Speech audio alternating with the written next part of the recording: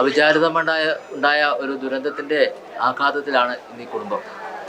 എങ്കിലും ഈ ഒരു പ്രതിസന്ധി കാരണം ലോകം മുഴുവനും 2 കുട്ടി കർഷകരെ അറിയുവാൻ ഇടയായ ഒരു സാഹചര്യം കൂടിയാണ്. ജീവിതത്തിൻ്റെ സമൂഹത്തിൻ്റെ നാനാ തുറകളിൽ നിന്ന് വിവിധ അവസ്ഥയിലുള്ള ഉന്നതർ ഈ സംഭവം അറിയുകയും ഇവിടെ എത്തുകയും ഇവർക്ക് ആവശ്യമായ രീതിയിൽ അവരെ കൊണ്ട് പറ്റുന്ന രീതിയിൽ സഹായ ഹസ്തങ്ങൾ നീട്ടി കൊടുക്കുകയും ചെയ്തു. ഇപ്പോൾ ഇവരുടെ മാനസികാവസ്ഥ എന്താണെന്ന് നമുക്ക് ഇവരോട് തന്നെ ചോദിച്ചറിയാം. ദൈവത്തിൻ്റെ ഒരു പരിപാലനം എൻ്റെ കുഞ്ഞുങ്ങളുടെയും ജീവിതത്തിൽ ഇപ്പോഴും ഉണ്ട്. നമുക്കിപ്പോഴും തന്നെ മനസ്സിലാക്കാൻ പറ്റും, ദൈവം ഒരു കൈ പിടിച്ചാണ് എൻ്റെ കുഞ്ഞുങ്ങളെ നടത്തുന്നത്. പിന്നെ ഇതെല്ലാം ജനിച്ച് വളർന്ന് ഇവിടെ തന്നെ ജനിച്ച് വളർന്ന് ഞങ്ങൾ പരിപാലിച്ചുകൊണ്ടിരുന്നതായതുകൊണ്ട് അതുങ്ങൾക്ക് ഞങ്ങൾക്ക് അതിലൊരു പ്രത്യേക സ്നേഹം ഉണ്ടായിരുന്നു. പിന്നെ അതിൻ്റെ ആ വേദന പെട്ടെന്ന് ഞങ്ങൾക്ക് മറക്കാനായിരുന്നു. മോനാണ് ഇതിന്റെ നാൽക്കാലിയുടെ പരിപാലനം കൂടുതലായിട്ട് ശ്രദ്ധിച്ചിരുന്നത് അല്ലേ? പേരെന്തായിരുന്നു? മാത്യു. നമുക്കറിയാം മാത്യുവിന് നമുക്കൊരു നമ്മുടെ കൂടെ സന്തത സഹചാരി എന്ന പോലെ ആയിരുന്നു നമ്മുടെ ഈ കന്നുകാലികൾ അല്ലേ? നമ്മുടെ മൃഗവനം തന്നെ നമ്മളുടെ ഒരു സ്നേഹിച്ചൊക്കെയാണ്. അപ്പോൾ ഇതിൻ്റെ ഒരു വേർപാടിൻ്റെ വേദനയുണ്ട്. എങ്കിൽ തന്നെ ചോദിക്കുകയാണ്, ഇപ്പോൾ ഇതിന് പരിഹാരമായിട്ട് വിവിധ സമൂഹങ്ങൾ, ഇപ്പോൾ സിനിമാ നടൻ ജയറാം, മന്ത്രി റോബർട്ട് ചാക്കോ, വിവിധ സന്നദ്ധ സംഘടനകൾക്ക് വാഗ്ദാനങ്ങൾ കിട്ടിയിട്ടുണ്ട്. നമുക്ക് ഇപ്പോൾ കിട്ടിയ വാഗ്ദാനങ്ങൾ ഒക്കെ വെച്ച് നോക്കുമ്പോൾ ഇപ്പോൾ ഉണ്ടായി പ്രതിസന്ധി അതിജീവിക്കാൻ നമുക്ക് സഹായകരമാണ്. അപ്പോൾ ഇനി എന്താണ് പദ്ധതി ഇടുന്നത്?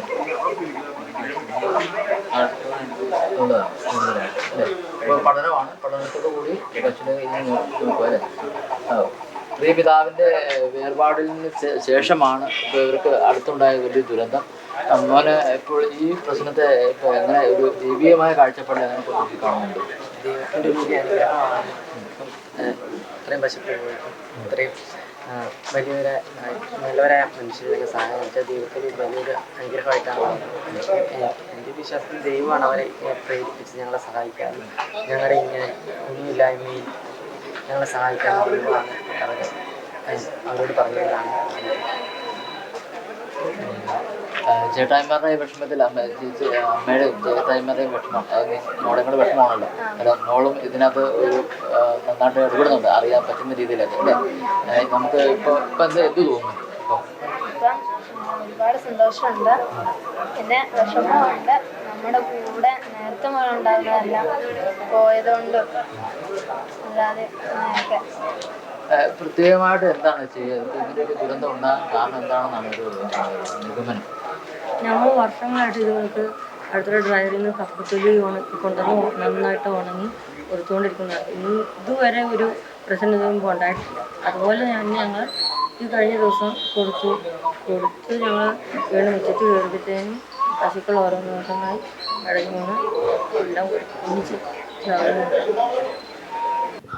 സാറേ, ഇപ്പോൾ 13ഓളം കന്നുകാലികൾ, ഈ കുട്ടികളുടെ കന്നുകാലികൾ മരിച്ചു വീഴാൻ കാരണമായിട്ടിരിക്കുന്ന പോയിസണിങ്ങിനെ കുറിച്ച് സാറിന് വിശദമാക്കി പറയാൻ പറ്റുമോ? ഇന്നലെ ഈ മരിച്ചുപോയ 13 ഉരുക്കളെയും ഡോക്ടർമാർ പോസ്റ്റ്മോർട്ടം ചെയ്തു. ഞങ്ങൾ പോസ്റ്റ്മോർട്ടത്തിൽ വെളിവായത് ഇത് ടപ്പിയോക്ക പോയിസണിങ്, അതായത് മരച്ചീനിയുടെ കിഴങ്ങിൻ്റെ തൊലി, മരച്ചീനി കിഴങ്ങിൻ്റെ തൊലിയാണ് കൊടുത്തിരിക്കുന്നത്. ആക്ച്വലി ഇതിനകത്ത് അടങ്ങിയിരിക്കുന്ന ടോക്സിക് പ്രിൻസിപ്പിൾ എന്ന് പറഞ്ഞാൽ ഹൈഡ്രോസൈനിക് ആസിഡാണ് മരച്ചീനിയിലും അതിൻ്റെ തണ്ടിലും കപ്പയിലും എല്ലാം ഉള്ളത്. ഈ ഹൈഡ്രോസൈനിക് ആസിഡ് ഈ ആയവെട്ടുന്ന മൃഗങ്ങളുടെ സ്റ്റൊമക്കിൽ ആമാശയത്തിൽ എത്തുമ്പോൾ അത് സയനൈഡായിട്ട് മാറും, അത് ചേഞ്ച് ചെയ്ത്. അതാണ് സയനൈഡ് പോയിസണിങ് എന്ന് പറയുന്നത്. ഇപ്പം നമ്മൾ പോസ്റ്റ്മോർട്ടത്തിൽ വെളിവായത് ഏതാണ്ട് 5 പശുക്കൾ മരിക്കാൻ തക്ക അത്രയും ക്വാണ്ടിറ്റി ഒരു പശുവിൻ്റെ വയറ്റിൽ തന്നെ ഉണ്ടായിരുന്നു, ആ അളവിൽ ചെന്നു. ആക്ച്വലി പല കർഷകരും ഇത് കൊടുക്കുന്നുണ്ട്. ഇടുക്കിയിലെന്നല്ല, പല ജില്ലകളിലും ഇതൊരു അൺകൺവെൻഷണൽ ഫീഡായിട്ട് മരച്ചീനി തൊലി അല്ലെങ്കിൽ അതിൻ്റെ ഇല എല്ലാം കൊടുക്കാറുണ്ട്.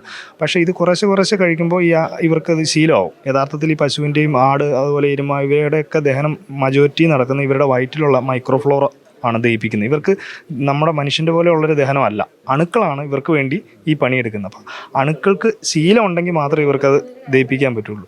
ഈ സയനൈഡിൻ്റെ വിഷാംശം ഒരു രീതിയിൽ ബാധിക്കും. അതുപോലെ തന്നെ ഈ അണുക്കൾ ചത്തു പോകുമ്പോഴത്തേനും പെട്ടെന്ന് ഗ്യാസ് വയറ്റിലുണ്ടാവും. അപ്പോൾ ഹൈപ്പോക്സി, അതായത് RBCക്കുള്ള ഓക്സിജൻ ക്യാരിങ് കപ്പാസിറ്റി കുറഞ്ഞ് ഒരു ശ്വാസം മുട്ടുന്ന അവസ്ഥയിലേക്ക് വന്നിട്ടാണ് ഉരുകൾ മരണപ്പെട്ടിട്ടുള്ളത്. അപ്പോൾ ഇവരിത് 1 വർഷത്തോളമായിട്ട് ഇത് കൊടുത്തുകൊണ്ടിരിക്കുന്നതാണ്. അപ്പം വേറെ പ്രശ്നങ്ങളൊന്നും അവർക്ക് നേരത്തെ ഫീൽ ചെയ്തിട്ടില്ല. ഇപ്പോൾ ഇതിങ്ങനെ ഉണ്ടാകാൻ കാരണം എന്താണ്?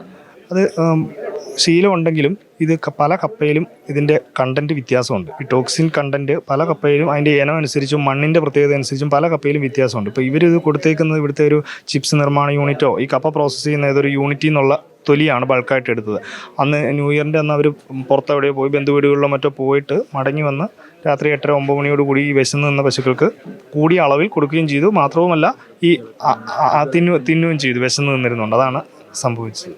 ഇടുക്കിയിൽ കുട്ടിക്കർഷകരായ കിഴക്കേപ്പറമ്പിൽ മാത്യുവിന്റെയും ജോർജിന്റെയും കറവ പശുക്കളടക്കം 13 കന്നുകാലികളാണ് വിഷബാധയേറ്റ് ഒറ്റ ദിവസം കൊണ്ട് കുഴഞ്ഞു വീണ് ചത്തത്. ഇതിൽ കറവയുണ്ടായിരുന്ന 5 പശുക്കളും ഉൾപ്പെടും. ഇതോടെ കർഷക കുടുംബത്തിന്റെ വരുമാനം നിലച്ചു. നിസ്സഹായരായ കുട്ടികൾക്കും കുടുംബത്തിനും ആശ്വാസവുമായാണ് മന്ത്രിമാരായ ജെ ചിഞ്ചുറാണിയും റോഷി അഗസ്റ്റിനും എത്തിയത്. ഇൻഷുറൻസ് പരിരക്ഷയോടെ 5 പശുക്കളെ ഉടൻ കൈമാറുമെന്ന് മന്ത്രി ജെ ചിഞ്ചുറാണി അറിയിച്ചു. 1 മാസത്തെ കാലിത്തീറ്റ സൗജന്യമായി നൽകുമെന്നും മന്ത്രി പറഞ്ഞു. സംഭവിച്ചത് വൻ ദുരന്തം. സർക്കാർ മാത്യുവിനും കുടുംബത്തിനും ഒപ്പമുണ്ട്. അടിയന്തര സഹായവുമായി മിൽമ 45,000 രൂപ നൽകും. നാളത്തെ മന്ത്രിസഭാ യോഗത്തിൽ വിഷയം അവതരിപ്പിക്കുമെന്നും മന്ത്രി വിശദമാക്കി. അതിനിടെ കുട്ടിക്കർഷകർക്ക് സഹായവുമായി നടൻ ജയറാം ഇവരുടെ വീട്ടിലെത്തി. എബ്രഹാം ഓസ്ലർ എന്ന പുതിയ ചിത്രത്തിന്റെ ട്രെയിലർ ലോഞ്ചിന് വേണ്ടി മാറ്റിവെച്ച 5 ലക്ഷം ജയറാം കുട്ടികൾക്ക് നൽകി. ഇതേ വേദനയിലൂടെ കടന്നുപോയ ഒരാളാണ് താനെന്നും 6-7 വർഷം മുൻപ് 20-ലേറെ പശുക്കൾ ചത്തിരുന്നുവെന്നും ജയറാം പറഞ്ഞു. ചത്ത പശുക്കളുടെ ദേഹം JCB ഉപയോഗിച്ച് കുഴിയിലേക്ക് മാറ്റുമ്പോൾ ഞാനും ഭാര്യയും മക്കളുമെല്ലാം പൊട്ടിക്കരയുകയായിരുന്നുവെന്നും ജയറാം ഓർമ്മിപ്പിച്ചു. അതേസമയം പലയിടങ്ങളിൽ നിന്നായി നിരവധി പേരാണ് കുട്ടിക്കർഷകർക്ക് ആശ്വാസവുമായി എത്തുന്നത്.